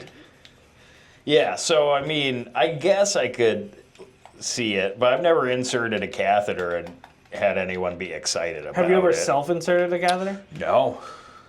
Then it's not like when like you're becoming a warden or a fucking And they make you get pepper or a sprayed? CEO and they make you get pepper sprayed. They're not No. they don't force you to fucking. Thank God, though, because there's a nursing shortage as it is. I don't think we need to scare people away from nursing school. They're like, all right, here you go. Right. You're gonna have your two friends hold you up here, then we're gonna insert this catheter. Right, hold me down. Oh boy, bet you didn't think that we were gonna get this far. I actually ended up I spent a surprising amount of time talking about dicks on this podcast. There he is. Have you thought of renaming it to the Doom Dick podcast? No, well I don't always play the Doom. Nick Doom Dick Like yesterday, show. I had someone who was here for school board on. Oh, that's cool. So who do you take me through who you interviewed? Just anyone and everyone, or anyone who interests you, or whoever I'm interested in. There's That's a lot of cool. cool people in the world, so yeah. I just do whoever I find interesting. I've had some different, nonprofits on.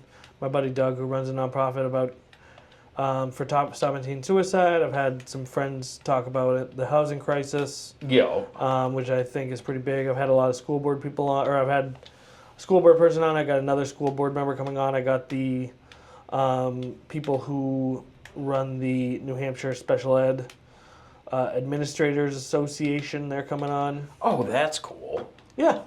Yeah, So- I can't hold a candle to though. I just have on, I had Derek on. Yeah, I saw had that's the Josh one I was on. watching. Those are the laugh addict ones are the ones that drew my attention.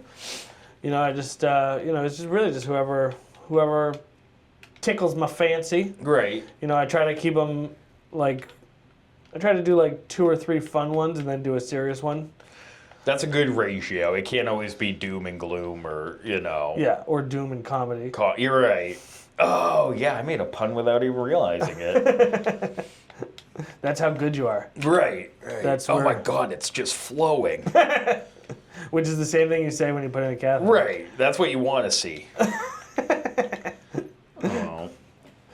So what is your next, what's the next step? For me? Yeah. Have you, In comedy or just my day? just in general? Oh, okay. I mean, in general, I'm leaving here to go finish drywall. Nice. Fun. What, in your house? Yeah. Boy, you can do a lot of stuff, huh? I'm a cheap bastard. I guess it's in cheaper drywall- to do it myself You than can come it to is my hire. house and do some drywall if you want. Fuck yeah. Just let me know. All right. I'll do it. I'm cheaper than an actual handyman. It looks good though. Here. So you say you're into cars? Yeah. I got. Some would say it's hoarding. I say they all run and are registered. Yeah, so. it's not hoarding if they run. Right. Let me. Oh, what do you have for cars? Hold on. This is drywall I did. All right. It was. Anything you show me, you're gonna have to send me.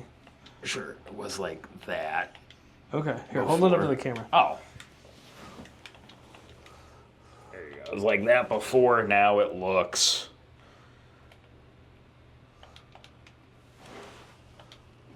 One piece. That's what you want to see. Am I professional? No. But you're French Canadian, so it's just in your blood. No, I'm just kidding. Eastern. I know. I'm just kidding. I'm Maybe it's my Mexican side coming out. Oh, I don't know if we can put that in the podcast. 25%. That's enough, right? I don't know. That's close I think we enough. might have to edit that part out. When your mother's maiden name was Noriega, I think that gives you some. All right. A little bit. Okay. All right. Little bit. You're saying it, not me. Right. Let's just be clear. Yeah, about yeah, what's going on. You're saying it, not me. I'll leave it in, but Yeah, I would like to go on record here. Wait, you're saying that- 25% Mexican?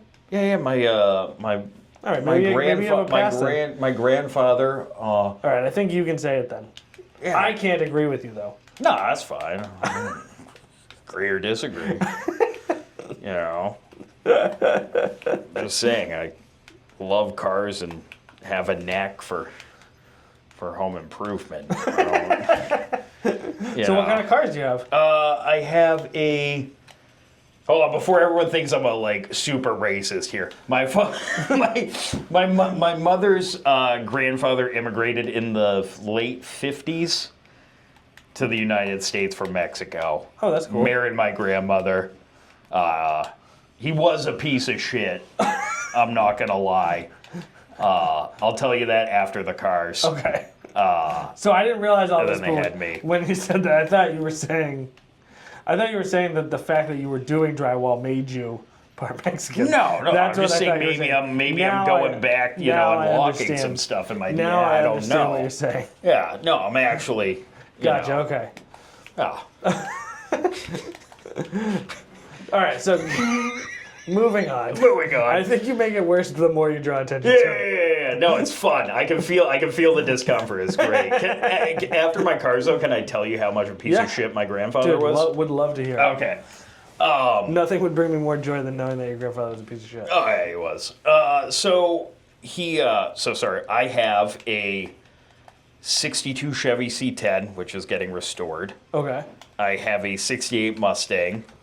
I have the 07 Mustang. I got the 2017 Chevy I pulled up in. I have the 84 Chevy K20, which is a four-wheel drive, 3/4 ton. That'll be making its way out west. And then I have the 2017 CRF 250L. It's a little Honda dirt bike. On-road, off-road. Like So you something like to tool trucks. around. You like trucks. it sounds Trucks, like. cars, but really I want an old Mercedes. My buddy does restoration. Oh, does I he? worked in a shop for a little bit, but Hell yeah. I couldn't hack it. He was I wasn't at that level. No. I worked on trucks. That you want to talk about art? That's art. Oh, yeah, to no, take he's something rusted and that should have been in a junkyard. Oh yeah, no, his nap restoration in Candia is they're I have to extremely look up. good, and he is a extremely good body man and painter. I'll have to look up. Yeah, no, painting is insane. What do you send? You send them out west? No, I bought my Chevy out west. It was it's at my house in Minnesota. I'm gonna have it shipped back. How many houses do you have? Just one. Just the two. Well, I rent this one Okay. from like basically my father. Gotcha. So no, I just collect them like the '62 Chevy. It's the exact same thing that my great grandfather had that truck. Gotcha. So it was my mother. She gave it to me under the condition I keep it all original. Mm-hmm. Like still restore it, but like I'm not gonna hot rod it or anything. It's gonna You're right. have a very lethargic inline six. It's gonna hit like 140, 50 yeah, on going a good day. downhill. On a good day, absolutely. But there's something here, I think it also speaks to me being a history nerd, is like when you get in something that old, like you really are going back, and that's the closest you're going to get to going back in time. Like it's an age of motoring that is gone and will never come back for good or worse, you know. Like our cars are a lot safer, better, way these faster, days. way better, way like, safer, way pretty more. much every Yeah. way, Yeah, except yeah. they don't look nearly as cool. Right, but it's like when you do get into something like that, like my '68 Mustang, like most people could walk faster than it, Right. you know. But it's from a time in America that's gone, and Yeah, no, will they're never be beautiful. back. They're you beautiful know? cars. I mean, granted, for most people, it's better that those times are gone. But Yeah, I mean, yeah, no, for better. That's why I say for better or worse. Gotcha. You know? But I mean, it's still a time in history that's gone. right. Yeah, no, You know. realistically, the coolest cars of all time were made in like the 60s, 70s, and somewhat into the 80s. 80s. There's every period has their cool. No, they don't. Car. The Well, I 90s mean- did not have any cool cars. No, 90s you still had like your Camaros. That was really kind of the era of the like Japanese import. Was the 90s. So Yeah, like you had your cool Hondas, you had your No. the No. BMWs. Well, that's insane. You can't compare like the coolest Honda Civic on the planet. Yeah. Not even a fraction of as cool as like a fucking GTO. No, Not even but, close. I mean, they're still like were the Uncompar- car of their time. Like, you know, like Maybe, the but Honda S2000. Did that come out in the late 90s? That was either late 90s or early You can't 2000s. it's like in compare as far as looks go, there's no cooler cars. I mean, The there's American muscle is there's a lot of badass, yeah. You can say a lot of things about, I'll- different cars, but the coolest best looking cars, and nothing outside of like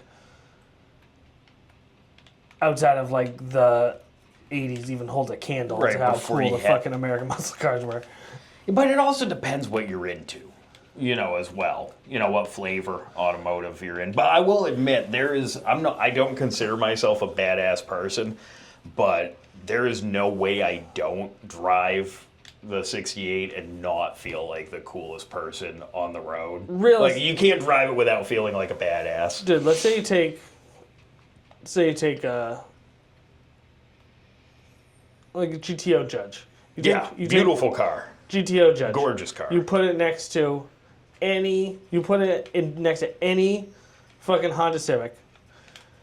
Yo. 99% of people We'll take the Judge. will walk up and look at the Judge. I know, and but they comment were on the Judge. they were from different times. No, I know, but that's what I'm But saying. the '90s, like that was like your tuner import, which kind of led to the early 2000s when you had the Stanced Fast out- and the Furious. stanced Yeah, out and it's Hondas. it's just Or stanced out Toyotas. the stance. Yeah. So I mean, there's mechanically, cool I cars do love a Toyota. Oh yeah, they're the bad. Like everyone shits on the Prius, but I'll put the Prius up on the. I drive a Prius. Has 300,000 miles on it. Yeah, No it's problems. it's gonna live longer than you if you do proper maintenance. Like that's You don't like, even have to do proper maintenance. no, it's almost like they last love the forever. abuse. It's like if you, I used to always joke when I worked in the field, I would be like, if you go to any mechanic shop and then you can tell the employee lot because it's full of Toyotas. Yeah, Toyotas, Hondas. That's what you see for a reason. They're great cars. Yeah. I like pretty much anything with a motor. Really, my heart's in I do love the German cars. Yeah. Mostly my dad was from there. He liked Audis, Yeah. so. Oh, your dad was from Germany? Yeah, he immigrated in Did you say that already? Yeah, he immigrated in the. Oh, yeah, you did say that. 80s? Late 70s, early 80s. I'd have to ask my cousin over there. Do you ever go back? Yeah, I was over for my cousin's wedding. Wait, you emigrated from Germany or Argentina? Germany. They Okay, just checking. they weren't important enough to need to flee over there. checking. No, Just checking. no. I'm definitely I get ethnically a mutt. Same. German but Polish surname. Go figure. Mexican, Swedish. Those are the big ones. My in there. grandfather used to say that we were Connecticut Swamp Yankee. That's funny. 100% Connecticut Swamp Yankee. That's funny. Which now Connecticut is like a suburb of New York City. But yeah, no, it's so that's why I like that. Saabs, love Saabs, Volvos. I like anything. Like I said, anything with a motor. Yeah. Just Mustangs. I've always liked the Mustangs just for what they are. Yeah. Like they're just they're a cheap sports car. Right. You can't go wrong. Yeah, they Rear-wheel were drive. just- They come with a V8 manual. What more do you need? They were just a sports car that anybody could pick up. Yeah. So Carroll Shelby referred to them as a secretary's car. well, they were actually. Mine was the secretary's car. Oh, okay. Because it started its life as an inline six. Gotcha, They dropped okay. the V8 into it, and the secretary's car was it was a cheap. It was a small, cheap car, but it was aimed to kind of capture we were losing traction in the U.S. to the MGs, the Alfa Romeos, Fiat, the small we couldn't compete European with sports fucking- cars. we couldn't- We had nothing like that. So Right. the Mustang was aimed to go at those. So I don't really call it a muscle car. It's a sports car, pony car. It defined a whole segment. It's a fun car.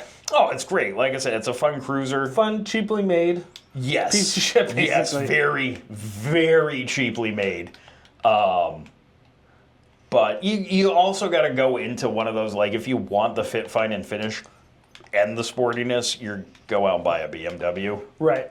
Well, Well, I think it's one of those things, too, where it's like you were saying, it's a product of its time.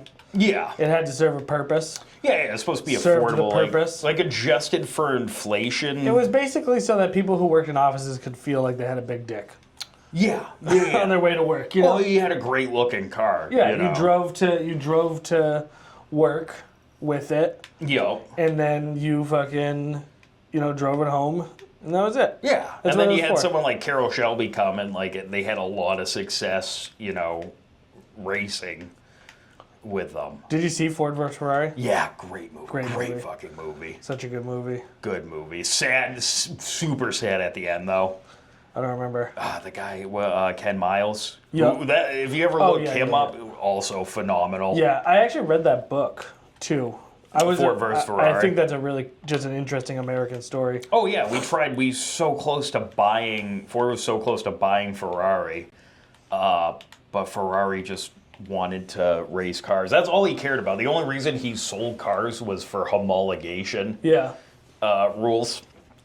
Yeah, no, he's a fucking character. Yeah, he's interesting too. Like after his son died, he never was seen in public again without his sunglasses. He was just a miserable douchebag. Yeah. His whole life. Yeah, but I get it. You lost your son. No, I mean before that, he was always like a miserable. Oh yeah, I mean he was like from crotchety. he was like that old school Italian guy, Right. Like just didn't want to take no shit.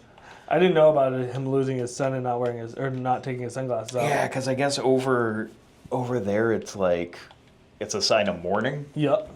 But you're only supposed to do it for a long time, but he never did. That's why when you see him in Ford versus Ferrari, he always has the sunglasses. Oh, I didn't realize that. Yeah. That's sad. Yeah, no, it was terrible. But great car. I don't have Ferrari money. Yeah. So, but that's... You do.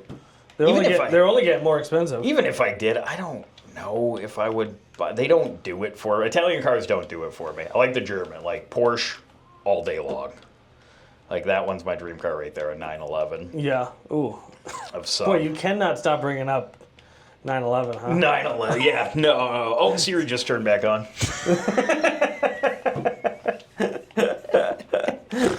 No, so... cars are fun. I enjoy them.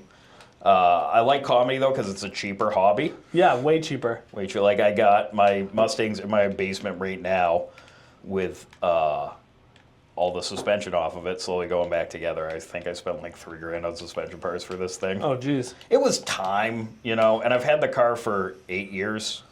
Boy, 2 houses? Fucking... Holy shit. How well did being a nurse pay? Very well. Very well. Holy shit. It's the only thing that's getting me to go back, Apparently. honestly, at this point. Apparently, I made a mistake when I was choosing careers. Holy Yeah, fuck. go to nursing. No, you're on the right track. You get to be... I'm envious of you. You get to be your own boss and do this stuff. Yeah, but I have to be poor. Yeah, but is money everything? No, certainly not, but it's got to be at least part of it. Having money seems like... No, I mean, don't get me Let's wrong. be realistic. Don't get me wrong, it's great. Like, You're I like, I'm can going go home. out and have a cheeseburger anytime I want. Right. I love that. That's awesome. There's definitely a level where, like, money isn't... Like, Yeah. I think I've had like, to... and I don't want to be excusing fucking... I don't want to be excusing 1%er fucking douchebags. But, like, there comes a point where, like, there certainly is, like, up to a point where money just does solve all your problems. Like, they say money doesn't solve all your problems, but I'm already a happy person. Money would pretty much solve every problem I have right now. Right. I don't think it... Easily. I don't think it buys happiness, though. It doesn't buy happiness, but I'm already happy. Right. You have to be happy beforehand. You have to be happy. Because, like, all right, like, I'm lucky enough and I'm privileged enough, and this is not lost on me in any shape or form, that, like, I do live a comfortable life, and I do have one of my dream cars, which is, like, the 68. Right. Very specific 2 years, model years. I love the first 67, 68. You would love Nap's building a Shelby right now. Fuck yeah. Like a Shelby clone that's fucking... Can you get us in there? Oh, yeah. Go look at it? I can introduce you for sure. Hell yeah, one of these days. Maybe not today, but No, not next today, time I'm I out couldn't. this way or sometime in the summer when it's nicer. I'll have to have you over the house to do an episode. Yeah, absolutely. One of these days. You'd like my area. I would for sure introduce you to Nap. Especially yeah. if you're looking around here to get work done. He's the man to fucking do it. Yeah, because I'll do everything I can on my own, but there are some times where it's just easier to leave it to a professional. Yeah. I Like, mean, he does... I won't like, rebuild the I'll rebuild all the suspension on my car. Won't rebuild the transmission. Yeah, I mean, he does... Yeah. No, he's... I mean, I'll introduce you and you guys can talk, but I think it sounds like he would be a really good connection for you to be able to talk with and get some work done with, because he does incredible work. Especially if I'm trying to hunt down a car. Does he know anyone with like a... He knows everybody in the industry around here. You see if he knows anyone with a Z3 or an old Mercedes for sale. That's what I'm trying to hunt down. No, the point... Sorry, I'm getting sidetracked. But the point with money I'm trying to make is like, yeah, I got like... I'm lucky and blessed enough to have an amazing life, comfortable life. But like... It's still not... Like, the car at the end of the day, it's just a car. Right. It's not really does it bring me joy cruising around it in the summer? Yes, but like, is it filling voids in my life? No. You know, it's just, at the end of the day, it's just materialistic things. Right, but I'm just saying, like, that fucking, like, if you have bigger problems, if you're not happy, you know what I mean? But, like, for a lot of people, their unhappiness comes from the fact that, like, they can't afford to rent and eat. You know? Right, and that's a huge issue, I think, that needs to be solved. You know, is the housing and affordable housing. So I think it's easy to be like, oh yeah, money can't buy happiness when you have all of the money. No, I'm not saying you. Right, I'm saying just, no, it can't buy happiness. It can buy comfort. It can Absolutely, certainly buy. It can buy comfort. The joy of knowing that your kids are going to get to eat this week. You know, like those kinds of things can bring you happiness. Right. Yeah, no, it can buy you comfort, I don't think it can buy you happiness. No. Although it can buy you, like, jet skis and stuff. Yeah, but again, materialistic. Like, at the end of the... Flamethrower, materialistic. At the end of the day, yeah, it's cool. It's a cool piece of equipment. Dude, I don't know. I feel like it's hard to have a bad time when you have a flamethrower. Yeah, I almost bought a flamethrower. You should have. Yeah, they're legal in New Hampshire. There was one at a gun store I went into. Yeah, you can't like they're It was $600. Should have bought it. It shot out, I want to say like 10 or 15 feet, which is decent. Hard to have a bad time. Right. You know, when you have a flamethrower. Right. Here's the thing, I knew myself, and I was way more dangerous with a flamethrower than I would be with a rifle. Fair. Very fair. You know, we live in the woods. Let's not burn down. I don't want to be the man responsible for burning down half of New Hampshire. Right. Well, fire gets out of control, you know? Right. Right. It's just me like, I did want to ask you about one more thing, actually, before we leave. Yeah. So we were talking. Oh no, I don't want to. Wait, after you ask me that, before we leave, can I tell you why my you start with that. Okay, so my grandfather, real piece of shit for this reason. Like, it was an interracial relationship in the early 60s. Okay? So probably, of any time, probably not the best time. To have. And, like, you're thinking, like, Mexicans, interracial, like, yeah, back then it was a big deal. Like, to give you context, my family grew up in Ringe. My mother was taking piano Mexicans. She looks as white as me, and they didn't want her coming through the front door. Really? And she was born in what, 63, 4, 5? So this was late 60s, early 70s maybe. And they wouldn't let her come in. They didn't want her coming through the front door because they knew she was in Ringe? In Ringe, New Hampshire. Jesus. Yeah. So this happened even before that. So like everyone was telling them, like, obviously, like, this marriage is gonna fail, yada yada yada. What was the name of the restaurant? It was piano lessons she was taking. What was the name of the piano lesson? I forget. It's at some lady's fucking house or something. Crazy. Yeah. So, and again, she looks like me. Okay. Like, you never know I'm. Right. So. Had no idea. Right. So. She, so like everyone's telling like it's gonna fail. One day my grandmother, they lived in Massachusetts, she was cashing a check, her paycheck, and she goes in to the teller, and she's like, "Oh, that's funny. Your last name's Noriega." And he, maybe we're married to the same man. Ha ha ha ha. Like, so my grandmother was like, yeah, that'd be wild. Like, does he happen to be, I forget, I don't even know my grandmother's first name, so let's just call him Joe, right? Does he happen to be Joe Noriega? And the teller goes, yeah, actually. So they start, I shit you not, they start swapping stories about their husband, and they find out that this piece of shit is the same guy. Like, my grandfather, which, also a little tip of the cap to him, credit where credit's due. Being able to keep 2 families. That's Like, crazy. when do you get personal time? How is that even? And he did it in the same town? Yeah, they were like in a suburb in Boston. He had two wives This Two piece of shit families had 2 families. in the same town? Yeah, so my grandmother... Dude, if you want to just sorry to interrupt you, but if you want to No, show you're fine. how the fucking economic circumstances has changed. Back in the 60s when you could work a blue-collar job and have 2 households. families? Yeah. Yeah. Fuck. Did they both sides have kids? Did both families have kids? That I don't know. I only know about my mother. Oh, she was an only child.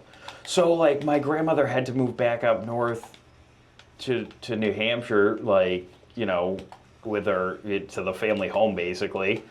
And it wrecked her, you know, because you got to also look at it from her point of view. Like, everyone's telling you, don't marry this man. Right. It's a fucking crime. It was, you know, up until probably, 10 years before, it was a literal crime. Like, everybody in your life is telling you it'll fail, you're losing friends.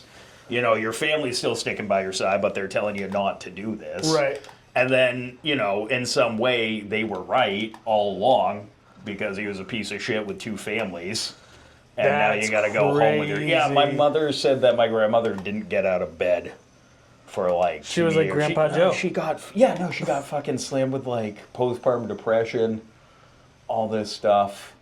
After he had... Yeah, no, it's terrible. He's a piece of shit. Dude, that's insane. Yeah. That wasn't even uncommon. You know who used to do that a lot was truckers. Yeah, They would have... back in the... Well, you got to also think, before social media, before cell phones, before... They would have like 3 or 4 families set up across the country. Yeah, and it was, you know, it was from the time where, like, I'm the man, I'm going to the office, I will be home when I'm home. Yeah. Like, you didn't question it. He's That's at work. You That's know? crazy. Yeah, or he's out, you know, he's out at the bar. Like, you didn't, you know, women didn't really go into bars back then. It was kind of like the men's hangout. Dude, that's wild though. I just can't imagine. It's insane. No, I can't imagine either, especially like, you know, just in the context of the time the relationship happened in as well, you know, so... I mean, my grandmother... In the same town is just a level of hubris. Yeah, same town, same area. To really get all the nitty-gritty details, I would have to have this conversation again with my mother. Yeah, you definitely should, and then you should come and report back. Because this is the kind of shit that I want to talk about. Yeah, no, it's insane. I love my grandmother. She was cool. Actually, the vanity plate on the 68 is named after her. The car is Helen. Yeah. So, you know, she was foreign lady. She was a secretary. Mm-hmm. So it fits. But, no, she had to be, you know, people had to be a lot harder back then, stronger, I feel. That's just an insane fucking... I can't even wrap my head around that because I have one family. Like, I can't imagine. Right, trying to keep 2 trying afloat. to have a second. Even if you didn't, even let's just give it down benefit the of the street. doubt. Right, and say this guy didn't have... actually, here, let me ask my mother. She's at work. She probably won't get back to it. Uh-oh. Have you...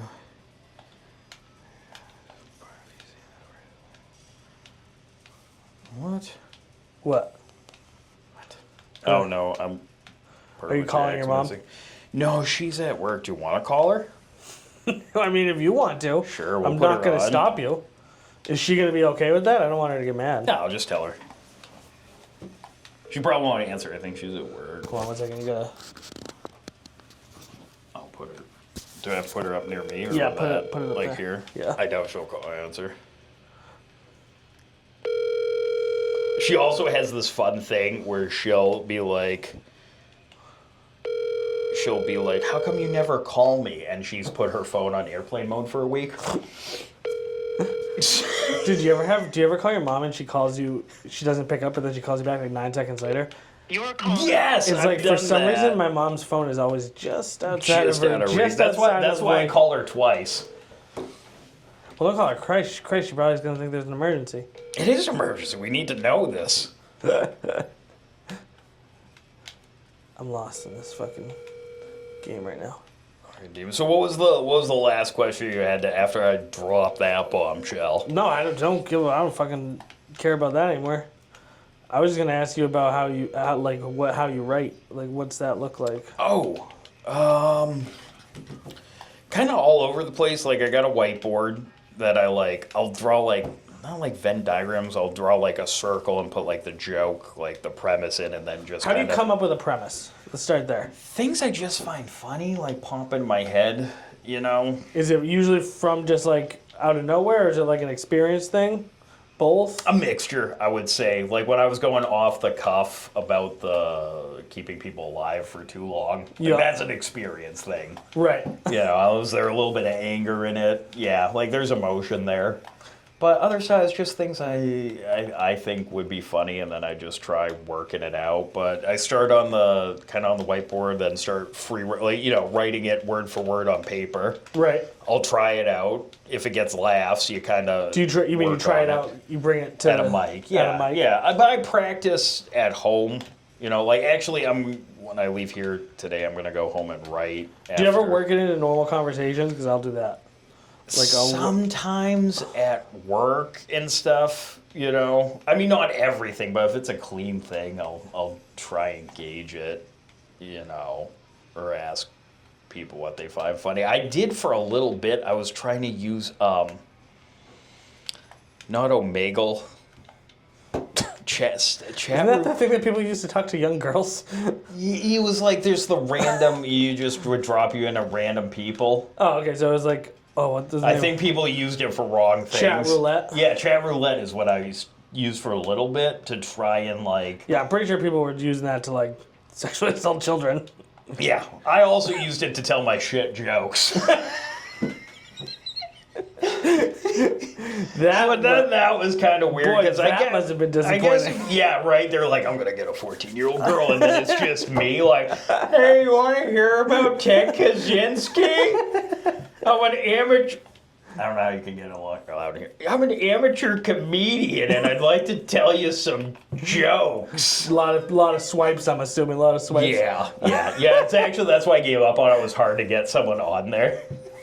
And then I was wearing my Patriots hoodie. That's fucking hilarious. And some member of Bill's Mafia just shit all over me. And then before I could even retort like a bitch, he clicked off. I'm like, all right, well. Well, this isn't working. Well, because like with my schedule, sometimes I can't get to as many mics as I would like to. Yeah. So I would love to find, like in theory, my theory was like, okay, it'll drop you into random people. Yeah, that is actually literally do it from my kitchen. That is actually an interesting idea. Yeah, but That feels like it could work, but right. I think the difference is probably that like.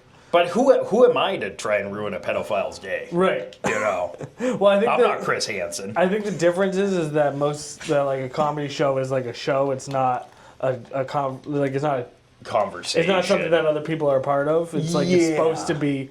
So like maybe it'd be good for crowd work and stuff. I think it'd be better for crowd work because also you got to think everyone has a different opinion. Yeah.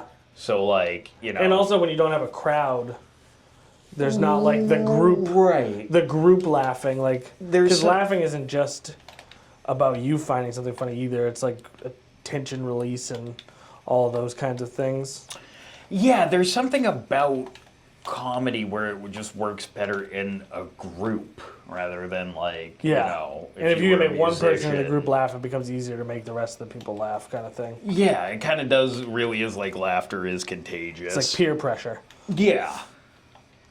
Yeah, no, laughter is contagious. No, that's a really great way to, you know, look at it. They really should come up with some sort of app or something that would allow you to do that. That's actually very interesting. Right, or just like random. I mean, I guess just going over mics.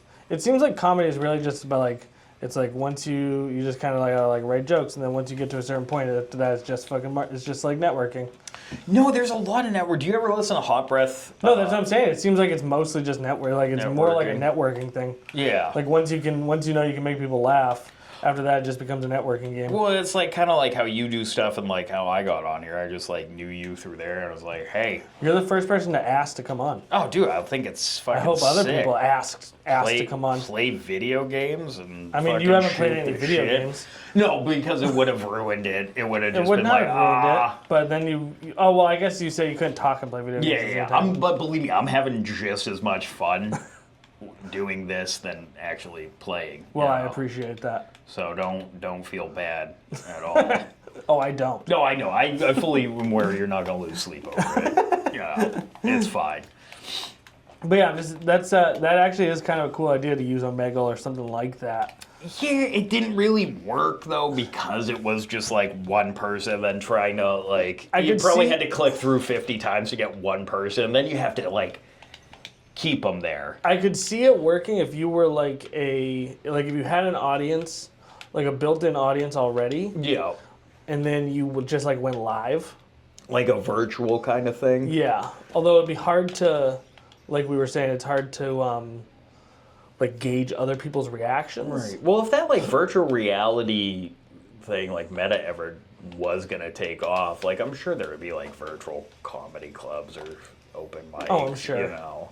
I'm just curious how that would, if it would translate or not. Yeah, I don't know. That VR stuff is wild. I mean, I guess it would because you can watch. Like when you watch stand-up, you can enjoy it. You know what I mean? Yeah. Do you consume a lot of like comedy media? Yeah, but mostly like podcasts. Like big fan of Tim Dillon, Bill Burr. You know, like any basic bro in his early, you're like the early pumpkin 30s. Spice. That's like the pumpkin spice and Uggs of white guys. Oh, absolutely. You know. Oh, have you heard of Tim Dillon's recent rant? Like, yeah, I'm 32 years old. I'm 32-year-old white guy. And the episode dropped Saturday. It's now Wednesday. Of course I've heard it. No, I was out getting pussy. Right. Yeah, no, sorry, I was building a relationship with my girlfriend, doing what she wanted to do, gay. Well, Have you heard Joe Rogan's new podcast? And then the response is, yeah, I'm 36. I have not actually heard Joe Rogan. I don't really listen to Joe Rogan. I like Stavi. He's my boy. Do you know any particular reason you don't listen to Joe Rogan, or no, too mainstream, or? I just don't. I don't know. No real reason. I just don't enjoy. I don't get that much enjoyment out of it. No, and that's legitimate. Like, you know, I feel like I just hate when I meet people and they like make his podcast like the basis of like. Like sometimes they'll have interesting guests. That's what I like about him.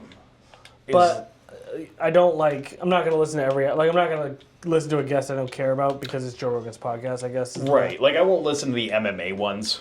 Like I care less. But like when he's got Neil deGrasse Tyson on. Yeah. Like I listened to the one with Henry Rollins because I like Henry Rollins and Black Flag. Yeah. But like I don't listen to really any of them. I do like Stavi's World. I have to listen to that. No, what's that one about? Do you know who Stavros is? Yeah. The comedian. So it's his fucking podcast. He just has guests on and hangs out, and they do like call-ins, which is something I've always wanted to do. That you got to get the recorder. I'll have to send it to you, but I can take call-ins. Okay. That would be like my dream would be to have, like, do it with call-ins and stuff. Well, I think it just opens up your potential to get guests more because, like, not everyone can come from, you know. Right. Especially, you know, we live in the Northeast. We're in that few months of inclement weather. I do like having the in-person guests. So he has guests in person, and then people call in and basically ask for advice. Would you open up like a call-in line? Eventually, I would like. Eventually, what I want to do is not do it at the library. Yeah. And I'll have a studio. Yeah. And then I would have call-in lines and all of that. I wanted. My goal is to almost have it be like a late night show. At some point down the road. Yeah. Where like I could have multiple guests. Like eventually, I'd like to bring on more than one guest. Have multiple guests, have multiple, like, things going on. Yeah. And this is just sort of the very beginning of. You gotta start somewhere, though. Sort of what I want to see, and I'm just one of those people who's like, I'm just gonna start, and then I'll just do it for way too long, and then eventually I'll fucking die, you know. But like, I'm just gonna do it and keep doing it, and I'll just do it forever. I mean, what's the fucking? There's no downside, you know. And the interesting thing, so like as a business owner too. The interesting thing about a podcast is that it opens up doors in ways that you don't expect because, like, I can contact anybody, and it's better than a cold call. So, like, cold calls, I fucking suck at cold calling. I don't like it. I think it's stupid. But when I call someone and like, if I want to work with someone, I can call them and be like, hey, do you want to be on my podcast? And now, like, you're bringing value to them. Right. You're also, what's the word? I'm bringing value to them, and then also like it gives me a chance to build a relationship with them. At the end of like a 3 hour podcast, I can know like, okay, I do want to work with this person, or I don't want to work with this person. Like that person sucked, So like that's sort of the benefit that I think most people don't realize of podcasting. Because it's that long format. It's that long format that you get to like just hang out and talk, and then it lets you build relationships in it. And as long as you're bringing value too, like I'm bringing value by giving people an opportunity to, talk to my audience, and then they bring me value by like having, if it works, if I end up, we like each other, then we can work together in the future kind of thing. Yeah, that's what I like about it too, is it does give you that opportunity to kind of get to know a person. Yeah. Rather than that like weird, awkward 45-second interview. Yeah, well, nothing's worse than cold calling. I fucking hate cold calling. Yeah, I'm running into that trouble now with trying to like produce a comedy show. Like, we got the lineup set. It's just finding the venue to do it at. Yeah. Who's on the lineup? Can you say? Yeah, I can say. It'd be me, Joe Nami, as the headliner. Okay. Aaron Richter, Kobe Maloney, Ben Salidas. And that's like the first 5. We would like to add more people, but that's like just the core. Yep. For if we can find a fucking venue, And the hardest part is like, again, nobody with no reputation. So you kind of got to convince someone to take a chance on you. Right. And then I find that puts more pressure on you to like really hit it out of the park so that they're going to want the repeat. Have you offered to do it for no payment? Yeah. No, that's kind of the model I'm going in, is like just, we'll try and put ass in seats and just let us keep the ticket sales. Have you tried doing it without ticket sales? Like a free comedy show? Yeah, just tell them you'll do it completely for free just to get your first one off the ground and then move from there. No, but that's actually not a bad idea. Like once that way you have the first like proof of concept. Right. No, that's actually a great idea. Maybe that's the direction we'll go. Like I don't know how much. I don't know. I would never encourage artists to work for free. Well, and that's really why I want to keep ticket sales. To get like, look, no one would be getting rich. Right. But like, at least give them something for cover gas and a couple of drinks. Right. Type of deal. Yeah, let's talk when this is off. I have some ideas that I could float your way that absolutely can potentially help you out with that. Yeah. And that's kind of, I'm just going in with an open ear to willingness to learn, But it's been so far it's been a blast. I'm only a year in, so and it's taken me some fun and interesting places so far.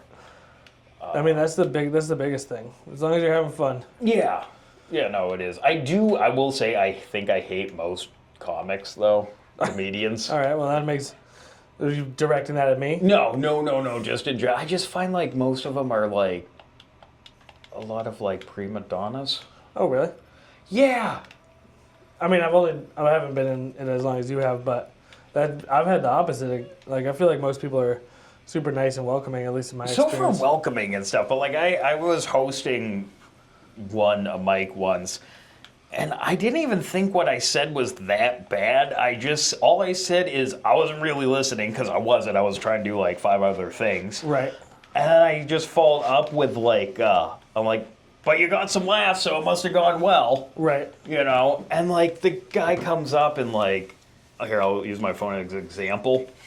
Like go to take my phone like it's a mic. And he just kind of like fucking jams it in my hand. I'm like, all right, well, that was a bit unnecessary. Right.